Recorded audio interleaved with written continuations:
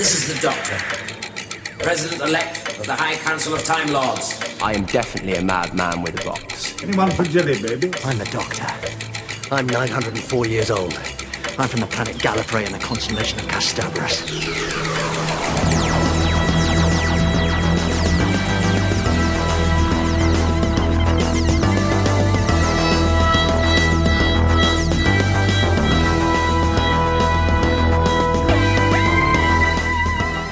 Hey Who fans, and welcome to the Big Blue Box podcast. My name's Gary. My name's Adam. And this is episode 42.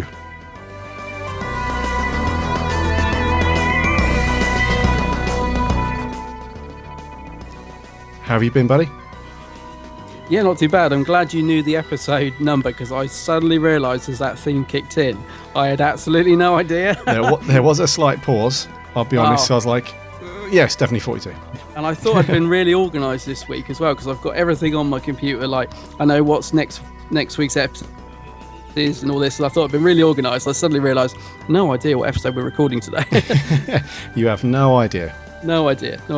But yeah, not too bad. How's things with you? Things are really good, thank you. I'm currently, I think the same as you. I'm in excitement mode for Saturday. Oh, super excited. Yeah, like Cyberman sitting on top of a Dalek, rodeo style. Excited. Yeah. In case people don't know what we're talking about, we've got the Doctor Who Spectacular, Symphonic Spectacular, isn't it? Yeah. This weekend. Yeah, it's going to be great, isn't it? It's going to be very cool. Those of you that... Sorry, go on. No, I think just go say what you guys say. I know a lot of our listeners are going as well, aren't they? Yeah. Spoken to a few people on Twitter who are going. There's a couple of people going to the afternoon show. There's one at 3:00 on the same day. Yeah. So we might bump into them after that. But I know there's a few people going to the evening one that we're going to. So we should hopefully bump into you. Yeah, I hope so. That'd be cool. Good. Yeah. Has there been many shows before this one? I've kind of lost track. There's been one the other day, wasn't there? I saw some Daleks posted online. Where was it? That was Newcastle. Newcastle, yeah. Yes, so the show hasn't been there yet. They're just ramping up some of the marketing and stuff like that for it. Oh, I see. So is Saturday afternoon the first show? Yeah. Brilliant. That's the first one, yeah. And then from London it moves to some other places. I think there's Newcastle and a couple of other places. And so it's going to be really good. So those of you that have been to the Doctor Who proms before, it's a very similar thing, so I gather. Yeah, I would assume so. I mean, I've been to the prom, which was brilliant, but I've never been to. I know they did this before, and I didn't get to go to it. So, but I'm assuming it's just like that, but maybe a few more monsters. I don't know, maybe a bit longer because the prom's about an hour long, isn't it? So, yeah, I think this is about an hour and a half, hour and 40 minutes. But it should be cool though. It's in Wembley, big place. Should sound awesome in there. It should. You got your costume sorted? I'm not sure if I'm cosplaying. I'm not sure. I'm going to be rocking a Who t-shirt of some description. I know that for sure. But yeah, I'm not sure on the cosplay. Are you? I'm the same as you. I did have a little outfit in mind, and I've kind of backtracked as it's got nearer and nearer.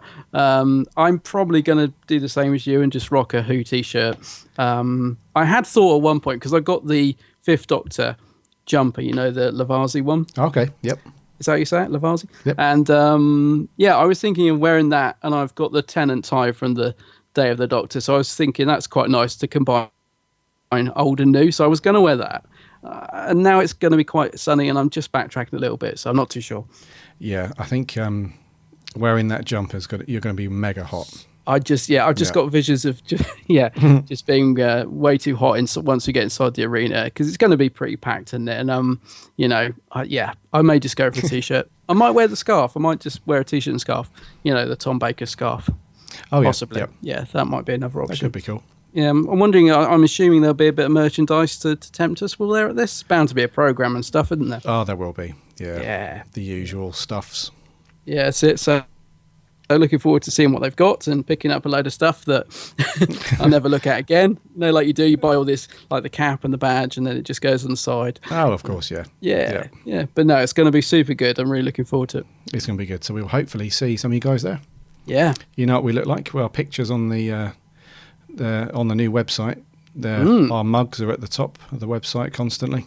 They are, yeah. And if you've been on Facebook, you'd have seen us and stuff like that. So if we don't see you for whatever reason, or if we walk past you, we're not being rude or anything, just that we don't see you guys as much as you see us, I think is fair to say. Yeah. So if you do see us, just give us a slap or give us a tug, whatever, and we'll have a chat. Just say hi. Or just say hi. Yeah. Yeah. Whatever you like. I don't really fancy coming back with a couple of black eyes, but yeah. So give us a slap. Say hi first. Start with a hi. Start with a hello. If that doesn't work, then maybe move up. Work your way up to a slap. Yeah. If you're not happy with the salutation, then a swift one that'll do. But for goodness sake, don't do it when I'm buying merchandise. Don't interrupt me when I'm purchasing an item. That could be fatal. Oh, bloody hell. Yeah. No, Yeah. I jest. No, you don't. Not really. No. So that's been I haven't really been up to much else, really. Other than watching our review episode a couple of times. Well, I had to watch the last part of it twice. All right. Yeah. Why was that? Well, it's just, sometimes when you're sitting down because when I'm watching review episodes, I try and watch it where I've got as much kind of space as I can get. So I might come upstairs and watch it if I've got a busy house or something like that.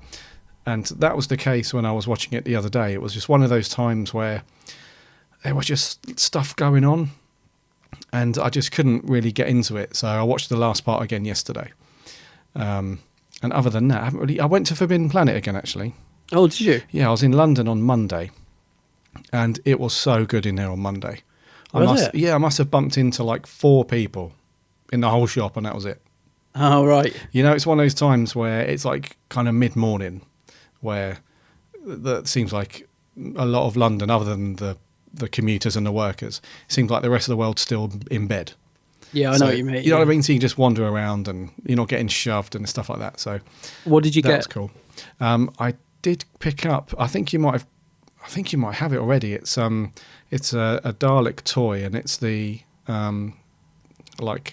concrete looking I know the stone one. Yeah, I know the one. Stone looking one. Yeah, they look awesome. I don't know why I haven't picked it up before, but they had loads of them on the rack, so they must not be selling them because they had loads and loads. So it's quite old now, actually, isn't it? They probably just sort of got some stock left because that's from quite an old episode. Yeah, if it's the one I'm thinking of. So yeah, they're probably just having a clear out. Yeah. So I thought, why haven't I got this yet? So I picked that up. It's quite cool. Picked up a notebook because I'm running short of TARDIS notebooks, and that was it really. I picked up some Star Wars bits, but yeah, it was quite cool. Excellent. Yeah, I've picked up a lot of Doctor Who stuff from charity shops in the last week or two, which is great for me because there's been some good stuff, and some of it's been cheap, some of it hasn't. Because I found another charity shop where she was looking up everything on eBay and charging eBay prices. So there was a couple of things I didn't buy because it was just too expensive. But I picked up a couple of things very cheap. But it does also concern me because I'm thinking, why is everyone clearing out all their Doctor Who stuff? Is it, just, I don't know. It's a bit worrying. Kids not interested anymore. Got to that age, don't like Doctor Who anymore. Just getting rid of their stuff. I'm not sure. Okay. But it's been good because I've picked up some couple of good little bits. Coolio. Yeah. Good stuff. We hope you guys have had a good week. And let's rattle through some of this news. But before that, we have to land this baby. Yeah, do it.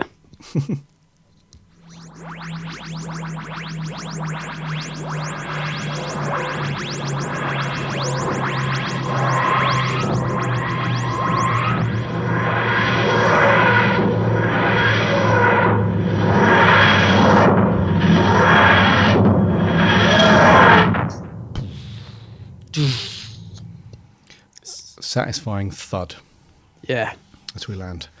First up in news, we're going to be talking about Moffat. I put a couple of stories out in the week about Moffat. Yeah. And we had a big reaction on the Facebook and Twitter about this. And the title that I gave that post the other day, I think is quite relevant, which is Love Him or Hate Him, Moffat is here to stay for at least a little bit longer anyway. And you guys went nuts about this. Well, quite surprisingly, there was a lot of positive people as well. I was just going to say that. I expected when the post went up, I knew it'd be mixed, but I was surprised and kind of pleased actually. In some ways, there was a lot of positivity towards it, wasn't there? That that he's basically said he's staying on for series 10. I was quite surprised that, to hear that bit of news. Yeah, and I was surprised that it got such a positive reaction, but also a little bit pleased. Yeah, a little bit pleased. Yeah, I think he does come in line for a lot of stick from a lot of people. Yeah, I mean, pleased because he does come in for some quite heavy stick, and some of it's justified. Don't get me wrong, but I do think he's done a lot of good as well.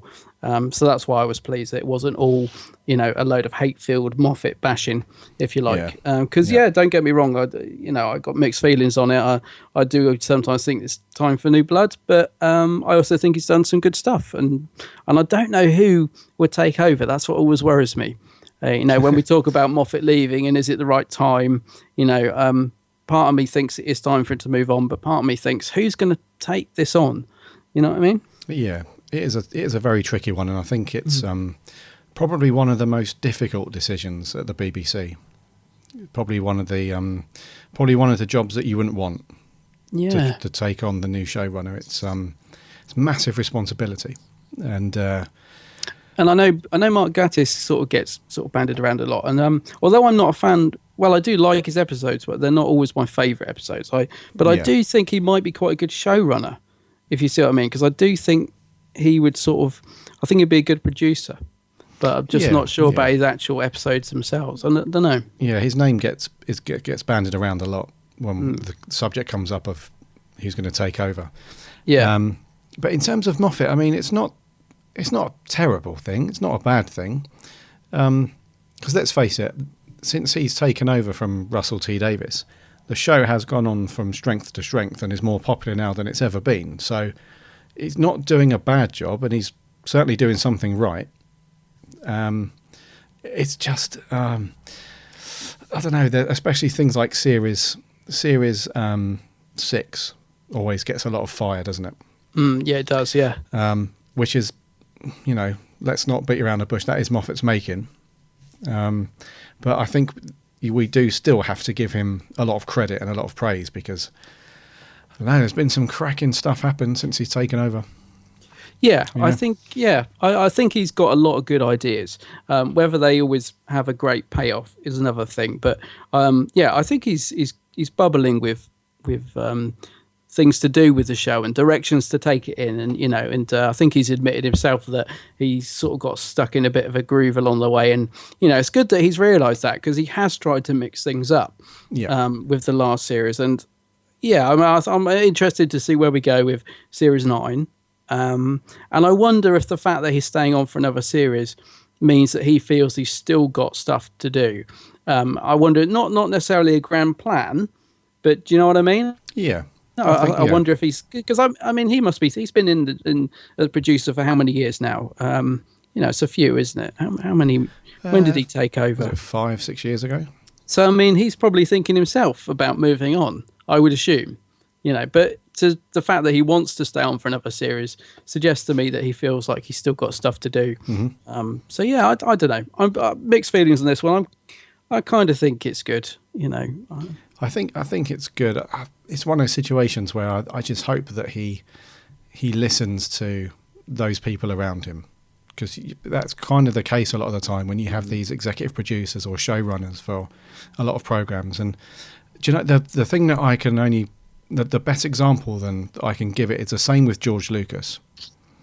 It's like when he's obviously brilliant at what he does with the whole Star Wars thing, but when it came round to making the prequel trilogy, he was just stuck so much in his own head.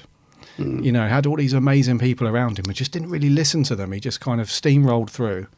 Yes. And they ended up being the weakest part of the whole Star Wars saga. So it's the same sort of thing I feel with Moffat, where he's got this potential to just be brilliant, because some of the episodes that he's written before are just amazing.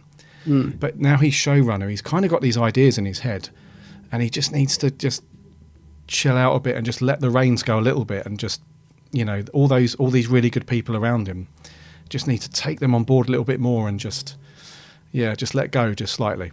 Yes, absolutely. I agree with you 100%. And actually, that does lead very nicely into another little news item that we've got this week, which concerns Moffat and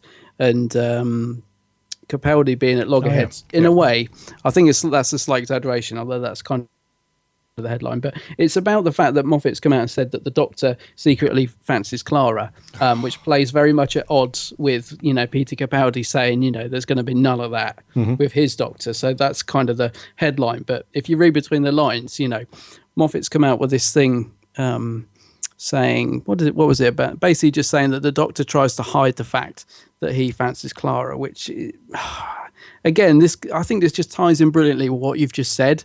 It just sits so uncomfortably with the fans and quite a lot of people, and it certainly sits uncomfortably with me.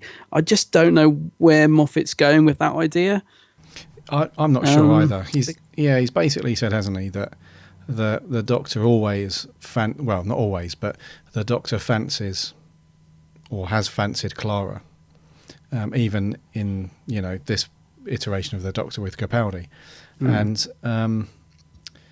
Yeah, I can't agree with that. I'll be honest with you. I don't think that, because we had the whole Rose and the Doctor thing, didn't we? Yeah. Where that was the first time, I believe, that they properly looked into that whole territory of the Doctor maybe falling in love with one of his companions and stuff. And even now, that doesn't really sit great with fans. I just don't think we need it. It's not needed at all, is it? It's not needed. They should be, I'm not going to be one of these fans that dictates the show, but, to me, it should be a partnership, like partners in crime sort of thing, going out, solving problems, saving the universe, all that sort of thing. It doesn't need this love tension between the Doctor and Clara, and especially with Capaldi's Doctor and Clara, because what they did in series 8, it worked so well with the Doctor sort of being this more of a sort of, not father figure, what's the word I'm looking for, like a sort of teacher, I don't know, teacher kind of figure. Yeah, he wasn't interested in all that lovey-dovey stuff, and it was refreshing, and for Moffat to come out and say this does feel a little bit like backpedaling to me, and I don't like it really. No, I agree. I think just don't know where he's going with it. Yeah, I think a lot of you guys will agree with this as well. It's kind of unanimous that, while it can be, cute, I guess is the word. While it can be cute and quite, I think I can hear myself already going down this road, and I don't want to go down the sexist road. But I was going to say, it can be cute and it can be for the girls and the lady, but I should stop there. But so yeah, I just think it's a bit of a bad idea to start writing that stuff in where it's worked very well, like you say, so far. Yeah, and I do wonder if he's saying it just to sort of get a bit of discussion going between the fans, because I'm just hoping this doesn't lead anywhere in series 9. Hopefully we're not going to go anywhere near that. And the only good thing is I do know that Peter Capaldi is not afraid to speak his mind, as I've seen firsthand in interviews, like when he told Moffat to his face, I want them on the side. Peter Capaldi is not afraid to sort of speak his mind, and I think cool. From what he said up to now, he's kind of against it as well. So hopefully he won't even go there. Yeah, hopefully not. Yeah. Next up in the news is a bit of a strange one.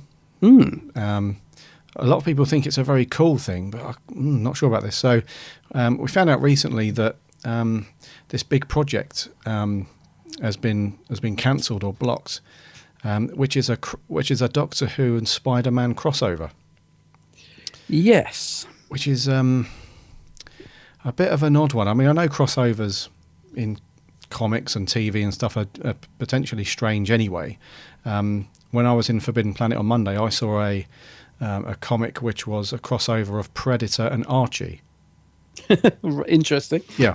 So, they have a history of being quite strange anyway, these crossovers, but this one's a bit weird. Did you know anything about it beforehand? Because it seems that this has been in the planning for a while, and it seems like a lot of people knew about it. I mean, I've never heard of it up till now, but I know you're sort of more into the sort of Marvel DC thing than me. I mean, no, I like it, but I know you're quite into it. But you hadn't heard anything about this? No, I've not heard anything about a Spider-Man Doctor Who crossover. Oh right, I just wondered. Yeah. Yeah, because it's sort of the article sort of read as if if you didn't already know, blah blah blah. And I was thinking, no, didn't know that, never heard of that. No. So the guy who's been writing this story or kind of developing it is a comic book writer called Dan Slott, and apparently he spent just over 5 years working on this concept and as a project and stuff. And I'm not sure who's killed it or how it's just ended up in the bin, but apparently the BBC were quite keen to do it. Yeah, Apparently, which is strange. Yeah, but yeah, it's on the floor. Yeah, I mean, I'm surprised. I don't know. Would that work though? The Doctor and Spider. It just seems such an odd pairing to me. I can see it working in comic book form, probably a bit like the Doctor Who Star Trek crossover that IDW did. Okay, yeah, that works quite well as a comic book. So I guess it could work, but it's not something I'd put at the top of my list of things I would really want. Particularly, yeah, it's a bit of an odd one, and I'm not too fussed that it's ended up in the bin because, no, it's a bit of a strange. I'm not saying it couldn't work if it was done well, if it was done in the right way. It could potentially have some legs. I'm not sure, but anyway, it's been canned. And it's 5 years that he won't be getting back. Yeah, see you later. In other comic book news, actually, there's a bit of news to do with comics, which is a brilliant bit of news. Now, this I do like, and this is that the War Doctor is going to be joining the Titan Comics for their summer event. So it's like a 5-part series that's going to feature the 10th, 11th, 12th Doctor, and now the War Doctor as well. Paul Cornell's involved in it. Yeah, this just is really good news. I just love the fact that the War Doctor's going to be in comic form, don't you? Yeah, this is awesome. Yeah. I was really happy when they announced that the 9th Doctor was going to be having his own little comic run. Who? The 9th Doctor. Oh yeah, I remember him. Yeah, you remember that guy. He does get. I mean, I do like the 9th Doctor a lot. He does get overlooked, though, doesn't he? He does get forgotten very often. Yeah, but now they've the guys at Titan. Yeah, they've introduced this new summer run with the War Doctor, which is really cool, and it just goes to show that the Titan comic run is doing really well. It seems to be everywhere at the moment. It does, yeah. It seems to be talked about a lot, and there's always a lot of blogs that review each episode, and it's very much out there for Doctor Who fans. So it's really great, and the fact that the War Doctor is now going to be in issue 1, it's going to be very cool. Yeah, I'm definitely going to be getting these. Yeah, yeah. Kicks off Wednesday, August 12th.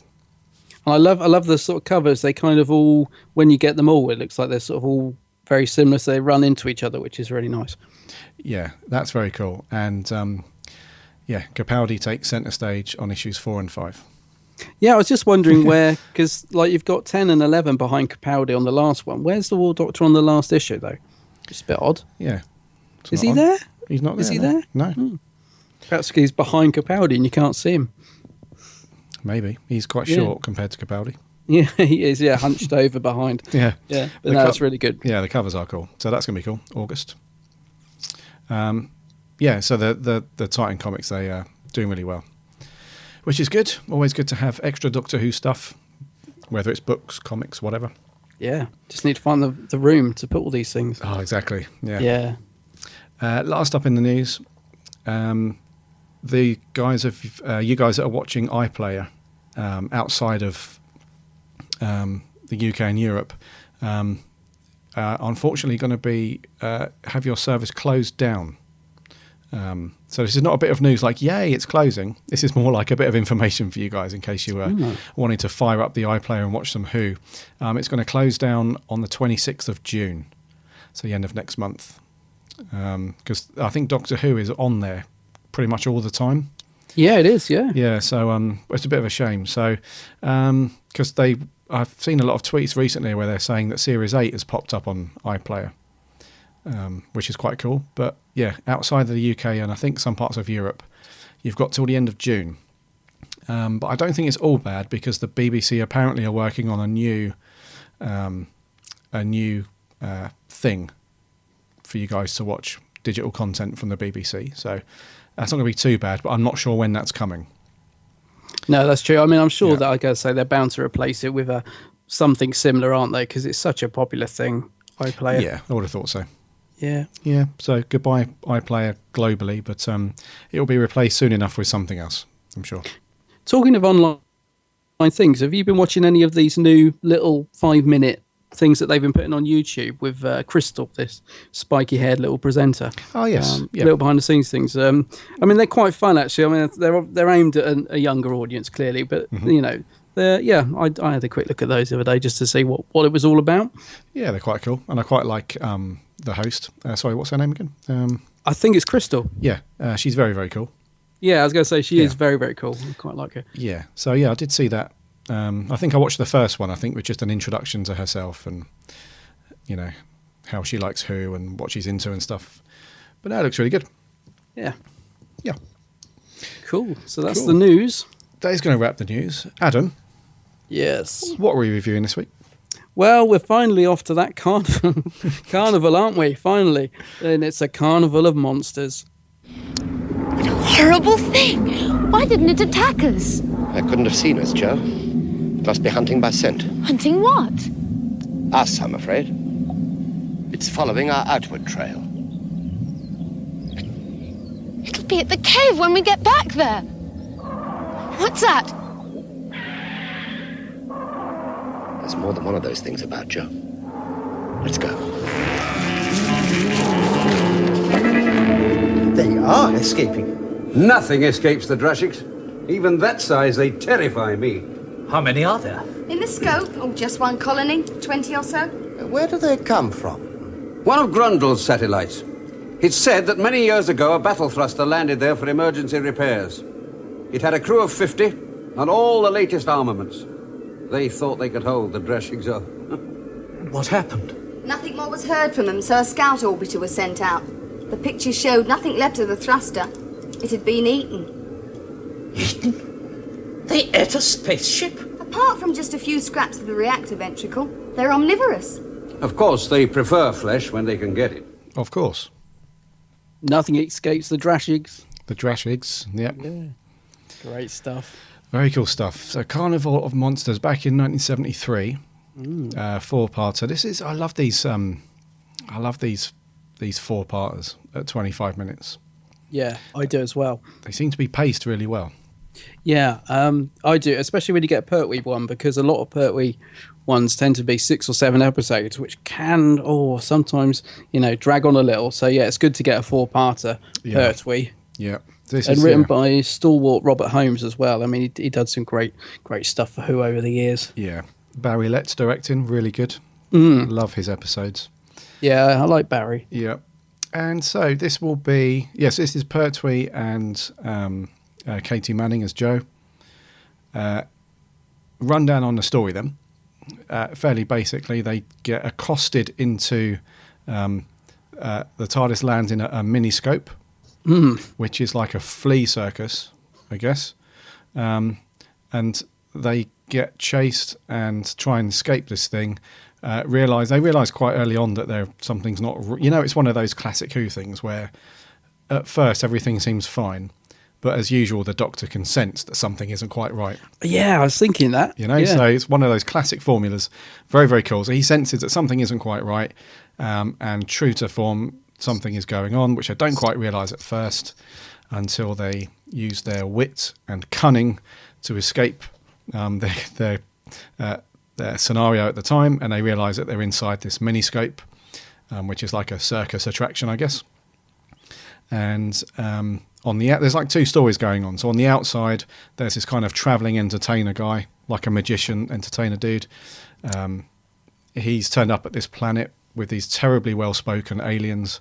Yes. I'm not quite impressed with what is going on. In the meantime, the Doctor's trapped inside. He's trying to escape. And the 2 stories kind of converge at the end, as you'd expect, with the Doctor saving the day. And there you go. That's Mixed right. in with all that, we have the classic Drashigs. Yes. Which we'll come on to in a bit. But so Carnival, what do you think to this one, dude? Yeah, well, overall, it's quite an interesting idea. I do like that. I like the fact we sort of getting to see inside this machine, and also the sort of goings on outside the machine. And it's fair to say the sort of goings on the outside of the machine are sort of more light-hearted, aren't they? Yes, which is because the owner of it, the sort of circus guy, no, he's not a circus guy, is he? What is he? Vorg. Sort of the He's a Vorg. Yeah, he's like a Butlins entertainer. Yeah, a bit of an artful dodger with a glamorous assistant, isn't it? Yeah. Yeah, they're quite nice characters, actually. Quite give a little bit of humour to it. And then obviously when we see the events inside the scope, that's where the action is, like, with the Drashigs and all this stuff going on at the boat at the beginning, where everyone seems to be trapped in a loop and they don't realise. Yeah. That's a nice idea, I thought, actually. Thought that's quite good. I love the fact that there's this big panel on the floor and they can't see it, and it's just, I don't know, it's quite a nice little idea of all that going on. Yeah. So overall, like the concept of the actual story. I think it's pretty decent. Yeah. Yeah. The idea is pretty good. What about the execution? The execution. I think overall it's fairly well done. Overall, I quite like the like there are certain elements which I thought were very good when the Doctor and Joe are running between areas within the miniscope and everything's huge and they're like miniature inside. I thought all that stuff was done quite well. And then when they switch to like the outside environment, so the bit where they're outside in the fields where the Drashigs are, and then it swaps back inside, and then when they go back on the boat and stuff like that. I thought all those bits were done quite well. It was quite seamless, because sometimes when you're going from outside to set, especially back in the 70s with TV, you had this really huge, massive difference in production. Whereas on this one, I thought it was quite seamless. It was done quite well. Yeah, it can be quite jarring sometimes, can't it, when they cut from... Because I was thinking that when on the boat and they go inside the room and then it sort of cuts to a set, and I was thinking, it's not too bad, but it's, obviously it's going from a real location to, that set. Yeah. It's a little bit jarring because it's so overlit and stuff. But yeah, on the whole, it doesn't work too bad. I think because of the nature of the story, it works quite well. Yeah, and I quite like... I wasn't really a fan of like the plesiosaurus at the beginning. It looks like one of those usual hand puppets that are just drenched in water and slime and stuff. Yeah. So things like that kind of let it down a little bit, where they had these very cheap effects going on. And also, the bit where Vorg and Shurna arrive on the planet. And it's a really bad CSO. Yeah. All that stuff, and then the everything that's quite cheap, like the miniscope itself. You can tell it's just like I don't know. It's a bit lightweight, isn't it? Yeah, like a polystyrene tube, or made out of paper mache or something like that. I'm not sure. Yeah. Well, Barry Letts was such a pioneer of CSO, and I think he really loved it. I think it was quite quite a new thing. Yeah. And he did love to use it. And unfortunately, during his period, it does get a little bit overused. And that beginning bit's a prime example, because it's almost the first scene, and it's it's quite bad, isn't it? Yeah. So it's a little bit thing. These, the aliens, are they blue or grey? Because I'm colourblind, I couldn't tell. Are they blue or grey? Bluey grey. They are a bluey grey. I think they're more grey than blue. Yeah, and they're wearing these bold caps and stuff. And you're right, they are talking terribly posh. Yeah, they are. Yeah, they're kind of having this conference sort of thing, aren't they? Because I was thinking, what's going on here with these guys? Why have they got this sort of entertainer on there with them? And it's not a conference, is it? What is it's going on? It's like a it's I know what you mean. It's a political thing. That's it, yeah. Some kind of thing. Yeah. Tribunal. Is it? No. Is it a tribunal? I think. Yeah, because that's sort of there's only the three of them, but you get the impression that there's supposed to be loads of them there, but we're only really sort of concentrating on these three, aren't we? Yeah. They're the only sort of three that we get to know.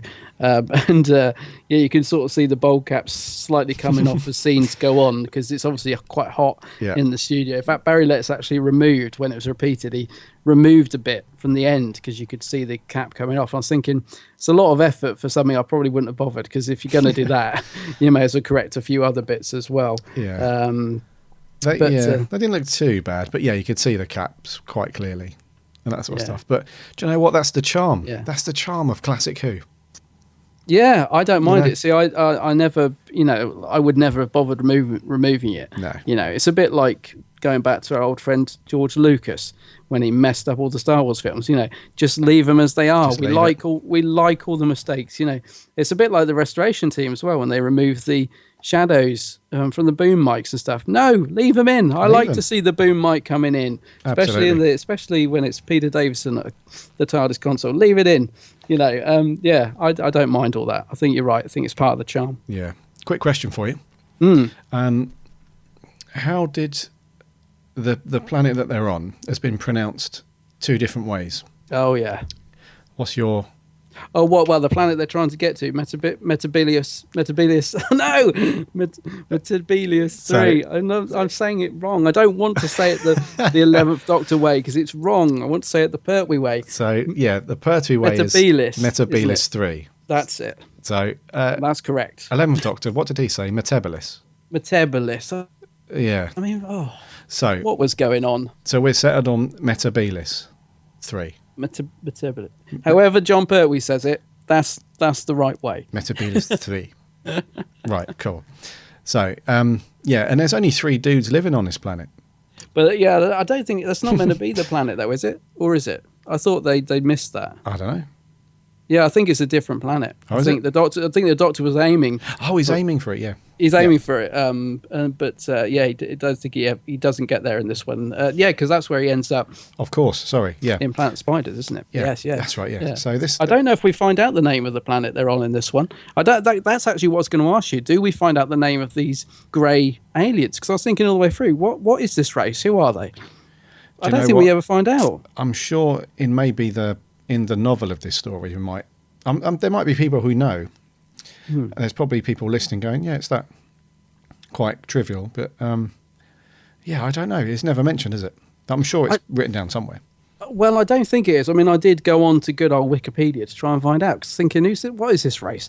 But I didn't see it on there. But I do think it is out there somewhere. It must be in the novel, because the novel was written by Terrance Dicks, and he loves to fill in little gaps like this. Yeah. So, yeah. In fact, one of the notes I made, actually, is that I haven't read the novel of this, but I would imagine it's quite good, because I do really like the actual overall ideas and story.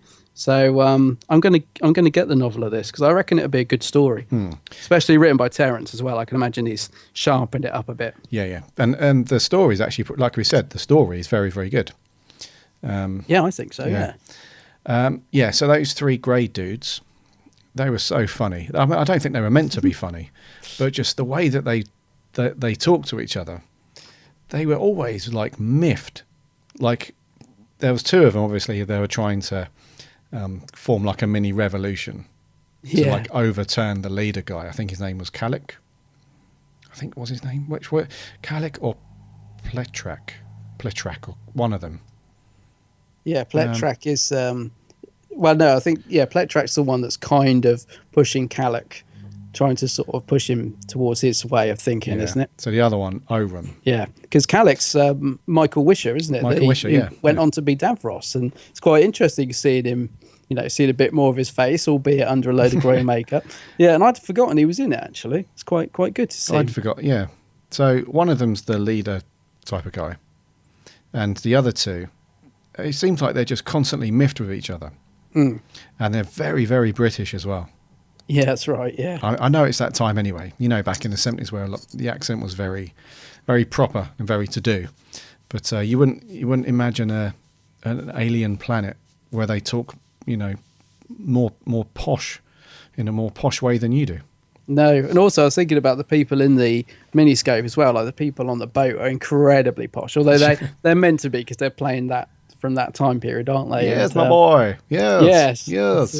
Actually, there's a rather uncomfortable scene where the Doctor has a fist fight with Ian Marter, another familiar face. Great to see Ian Marter in it. Oh, yeah. So 2 familiar faces, because obviously he goes on to be Harry. But yeah, that bit where they have the fist fight, it's hilarious. It is, yeah. But it's like the Doctor doesn't have bare knuckle fist fight. Well, Pertwee's Doctor, I suppose, maybe, but I was a little surprised by it, I have to be honest. I was going to say, I was expecting them to rip their shirts off at any minute, and it was all a bit like come on, Watto, getting down to it. Yeah. I was going to mention that scene actually. Don't underestimate Pertwee.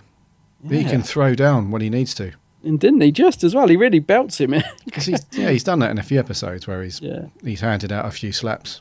Well, he normally, he likes a good sword fight, doesn't he, Pertwee? That's what I like about Pertwee's Doctor. Yeah.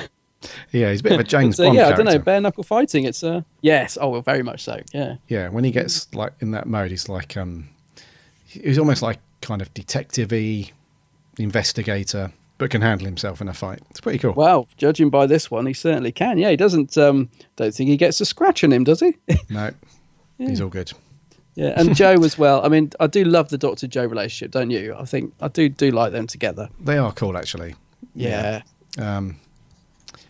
Yeah, there's no complaints, and she's quite. She tells her Doctor what she thinks as well. I'm not really a fan of these companions, these female companions from the classic series that just run around screeching the whole time. Yeah. Companions like Joe, they're like, well, you're wrong, aren't you? And although Pertwee has this habit where he's like, no, I'm always right, he does give in at times. And he's like, yes, I think you're right. Yes, because there's a bit where he's talking to chickens, isn't there? And she's like, "What are you doing?" There's a nice relationship between Third Doctor and Joe.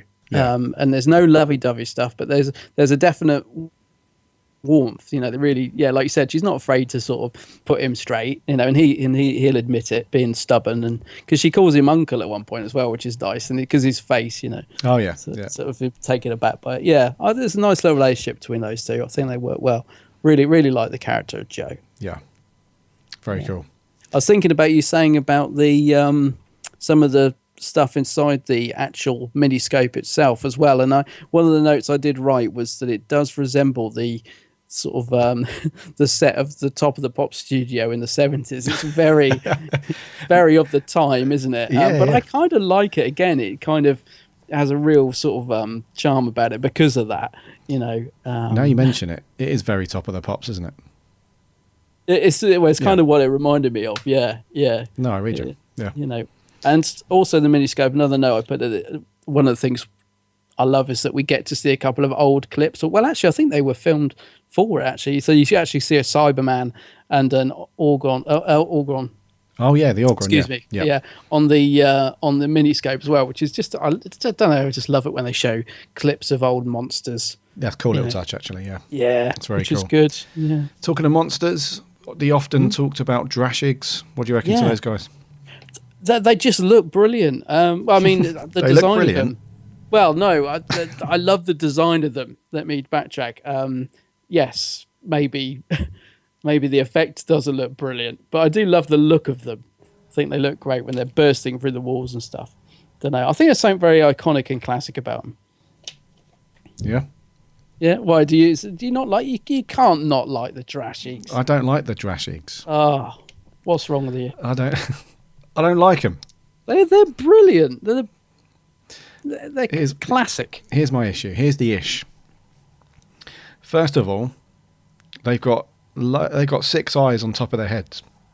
Yeah, very, very handy. Yeah, but the Doctor says that they can't see anything and they track by scent. That's the first one for me. Okay. Big eyes on top of their head, but they can't track by sight. Amazing. Secondly, they've got poodle's teeth. Come on. No, I love them. You'll never get me to. No, I won't. I won't have it. Their mouth is full of like small dogs, like canine teeth. What's wrong with that? But they're like big slugs with like. Yeah, come on. No, I won't. You'll never get me to say I don't like the Drashigs. I think they're brilliant. I love the look of them. Have they ever produced a toy of the Drashig? They have. I was just about to say it's one of the few figures I haven't got. I wish I did have it now because I'd bring it along to the Spectacular and attack you with it. But I haven't got one, unfortunately. But they have produced a toy, and it won't surprise you to know it's actually a hand puppet for God's toy sake. as well. Yeah. I may have to go on eBay now and say, I can't get one in time. I'd love to bring one along now to the Spectacular, but I haven't got one. Hey, listeners, if you're going and you've got one, just bring it along, just in case we bump into you. Oh man, I'd love to see that. Loads of Drashigs in the audience. That'd be brilliant. I don't like them. Okay. And they don't look menacing enough either. They kind of crawl along at literally a slug's pace, because that's what they are basically. Yeah. Yeah, I'm sorry, dude. I know you like them, but I I just do. didn't find them threatening, or didn't. They just look ridiculous. No. They look ridiculous. Can't beat a Drashig. You can't beat a good Drashig. Yeah. Okay. What else do we talk about? So Vorg and Scherner. What do you think to those two? Yeah, I actually think they're kind of for what they are. I think they're quite interesting characters. Not interesting, but I think they're quite good light relief. He's a bit of an artful dodger type. Yeah, they were quite funny. Or he was anyway. Yeah, I think they're fine. Is the assistant? Is that Raquel from Only Fools and Horses? That's bugging me all the way through. I kept meaning to look it up. I'm sure that's Raquel. It could be. Yeah, I might be wrong. She's What's the actress's name? She. I'm gonna look it up on Wiki, because I kept thinking all the way through. I'm sure I know her, and then I finally managed to place her. If it is her, Cheryl Hall. Cheryl Hall. Don't I think may have got it is. wrong. Yeah. That's be very disappointing. It looked like her. Maybe it's not. Yes, no. David Jason Love in the ITV Lucky Fella. Well, I'll be damned. Anyway, okay. I was sure it was her, but it's not. How very disappointing. But yeah, she's good. I think he's. Yeah, I think they work well together. I think some nice little touches of humour. Yeah, I thought they were quite cool. Yeah. Yeah, I like the fact that the grey guys are just totally, not having any nonsense from him at all. All the way through, aren't they? Like when he's trying to sort of sell them things and make money, and they're just like, having none of it. No, yeah, he's not. I like that he gets some money at the end, though. That's nice. Yeah, he's to quote, he's using the old 3 Magnum pods and a yarrow seed trick. I like that he wins a load of gold bars at the end, or credit bars, whatever they're called. Yeah, credit bars. Yeah. That's a really nice little way to end the episode, actually, isn't it? They take off and they just leave him to it, trying to find a way to make something out of this disastrous situation that he's found himself in. Yeah, it's a really nice little touch, actually. It's very cool. Yeah, no, I think they work good. Yep. So Carnival, anything else to say on this one? It's fairly, like I said, it's a fairly simplistic story. They're kind of trapped. It's an easy watch, isn't it? I never rate it as one of my favourites, nor do I think it's bad. I just think it's an easy watch. I do really like the idea behind it. It's sort of lacking something. I can never quite put my finger on, in terms of it never quite steps up from being good to brilliant. Do you know what I mean? There's something not there in terms of that, but it's just a good little story, I think. Yeah, it's a good little story. Yeah. It's okay. Before we give our official scores, though, let's jump on social and see what you guys have said very quickly on Twitter. Mr. Ultimate Whovian, oh yeah, I think his Twitter name is at 10th Doctor 1000, says, my introduction to Pertwee and a great story. Peter Adamson, at Pedro the Whovian, Drashigs were probably the best 70s Who monster. Of course they are. Yeah, too right. Man. Vincent Jones, 6 out of 10 for Carnival. That's it for Twitter. On Facebook, I think there's quite a lot of love for it on Facebook. Yeah. Let's have a look. Kieran Knight, a very odd story, this one. The performances from Harry Sullivan himself, Ian Marta, and the pre-Davros Michael Wisher make this story watchable for me. Nice to see development in the third Doctor and Joe's relationship, though I do prefer angry Pertwee to relaxed Pertwee. The ship aspect I found a lot more interesting than the grey alien subplot. Rob Holmes is my fave Who writer, but this isn't one of my faves, 6 out of 10. Greg Toby, one of my favourite Pertwee stories, the kind of story that cheers me up after a long day, 9 out of 10. Kai McNamee, truly the start of Bob Holmes' renaissance, full of his trademark humour, charm, imagination, interesting characters and outlandish concepts. Classic Pertwee story that should be remembered. Exceptional performances from Pertwee and Manning as usual, and brilliant work from the support cast, 9 out of 10. Jeff Waddle, the book was good. Years later, on seeing the actual programme, the book was still good. So Take that. Take whatever you want from that. Kate Johnson. Hi, Kate. This is one of the few stories I remember from back in the 70s when it first aired on PBS. Loved it and was glad to watch it again on retro TV. A fun story, 8 out of 10. My good friend Nick Gill. Not one of my favourite Pertwee serials, but an enjoyable romp. Arguably, this serial gave at least a passing shot of inspiration to the rebooted series Into the Dalek, which is interesting. Hadn't considered that. Stu Gee, Joe speaking chicken is brill, despite some dodgy fashion from Vorg and Scherner. It's a great story, notable for Ian Marter's first appearance. Tom Dix, it's been a while since I watched this, but I have to say, from what I remember, it was very good. Not a favourite of mine, but both Joe and 3 are at their best in this story, along with the entire cast. 8 out of 10. Ben Smith, one of the many greats of the Pertwee era. The Drashigs were a good monster. The plot is extremely original, and it's also a well-executed political subplot. Also nice to see Ian Marter in a different role. 9 out of 10. And lastly, George Garrity, strange, just strange. Drashigs are good though, and Pertwee 6.5 out of 10. A lot of love for the Drashigs there. Yeah, I agree. It is strange. Yeah, it's strange.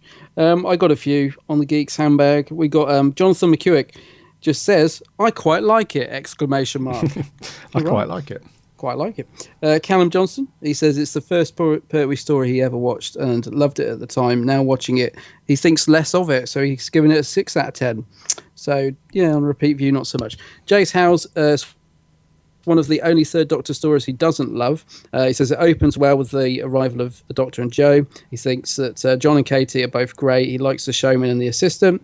So overall, he says I must watch it again, but something about it just doesn't work for him.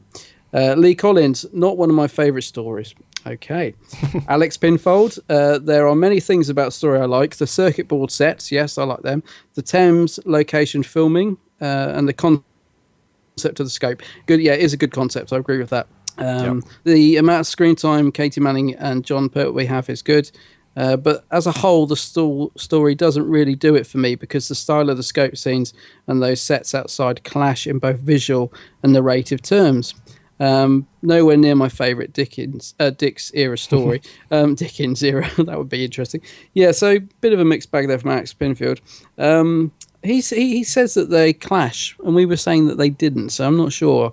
He was saying about the outside filming in the sets. I think because it's in a miniscope, I can kind of overlook that.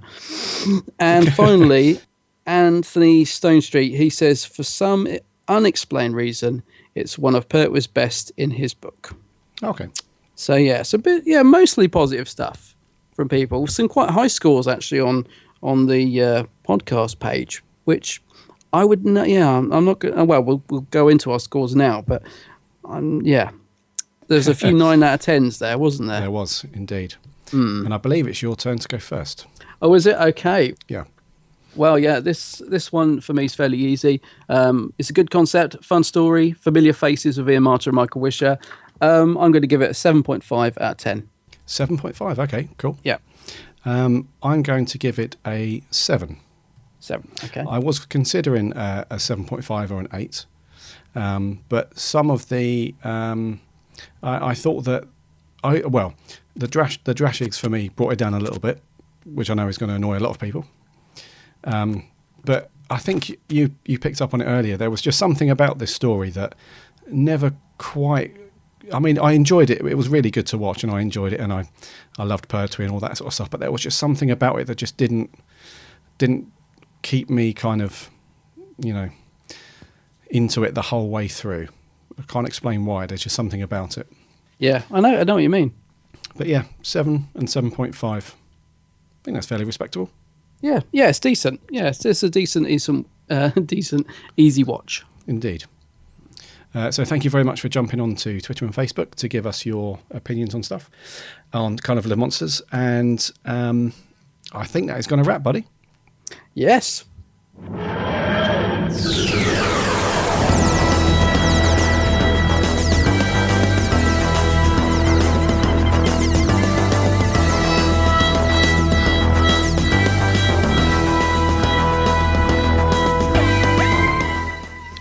thank you for joining us for episode 42. And thanks, as always, for jumping on and giving us your thoughts, your mini reviews and opinions and stuff. What are we doing next week, buddy? Next week, so it's a Matt Smith story next week, and it's going to be The Lodger. The Lodger. I think I've only watched this one once when it went out, so interesting. Me too. I think I've seen it the once. Yeah. Can't remember anything about it at all. Yeah, kind of looking forward to giving that a rewatch because I really can't remember much of it at all, which could be a good thing, could be a bad. Yeah, it's gonna. From what I remember, I was kind of indifferent, I think, so I'll have to give that another watch and see how we go with that one. Yeah. So last week we asked you our first trivia question. Nothing too serious, just a bit of light fun, and we asked you in the episode Midnight, what was the waterfall made of? And the correct answer is sapphires. Sapphires, yeah. Yes. And our winner for this week on that one is our recent competition winner, which is Mr. Thomas Evans. Oh, well done, Thomas. So Thomas is on fire at the moment. And I did see he tweeted that he got his book and he's really pleased. So glad you're enjoying that one. Yeah, nice one, Tom. Question for this week. This is a short and sweet one, but I didn't know the answer to this one, but short and sweet. So, what is the name of the impossible planet? I assume from your silence you don't know either. No, my silence was because I couldn't hear you.